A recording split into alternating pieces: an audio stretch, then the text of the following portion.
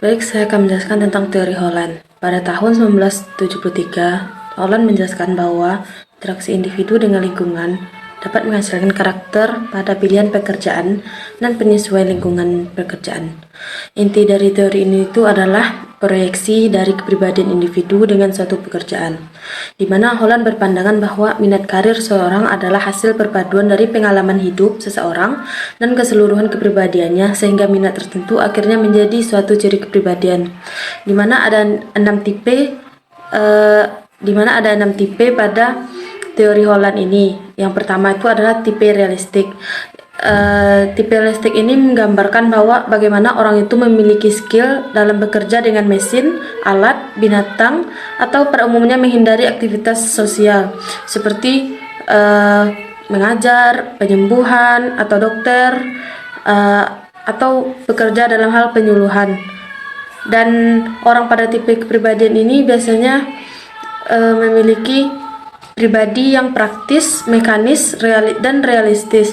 Contoh pekerjaannya itu biasanya lebih kepada pekerjaan yang seperti pilot, polisi, tentara, dan lain-lainnya. Dan yang kedua itu ada namanya tipe investigatif, yaitu orang yang gemar dan pandai dalam memecahkan masalah. Dalam memecahkan masalah biasanya mereka menghindari dalam sifat yang memimpin, menjual, atau mempersuasi orang lain. Dalam tipe ini biasanya dia melihat dirinya itu sebagai seseorang yang spesifik, yang presisi atau saintifik dan intelektual, atau orang-orang yang pintar gitu. Dalam artian bisa dari contohnya tuh orang yang ahli dalam kimia, dokter, bisa jadi dokter gigi, dokter bedah, ataupun orang yang ahli dalam matematika atau psikolog. Dan yang ketiga tuh ada namanya tipe artistik, yaitu tipe ini tuh menjelaskan bahwa dia tuh orang yang suka dengan seni, dengan drama, atau keterampilan tangan, menulis, berpuisi. Ini tuh biasanya orangnya tipe yang suka menghindari aktivitas yang rutin, berulang, atau satu pekerjaan yang sifatnya tuh terus dilakukan berulang-ulang terus gitu. Dan tipe ini tuh melihat dirinya tuh biasanya orang yang memiliki tipe ini dia menilai dirinya itu sebagai pribadi yang lebih ekspresif, independen, orisinal. Contohnya itu seperti desainer pakaian, penari, komposer, atau editor buku. Dan pada tipe yang keempat itu ada namanya tipe sosial. Nah, pada tipe sosial ini ada orang yang suka menolong. Dia bukan cuma bisa menolong sesama manusia saja, tapi dia suka menolong sosial, hewan, ataupun kegiatan yang patutnya ditolong gitu.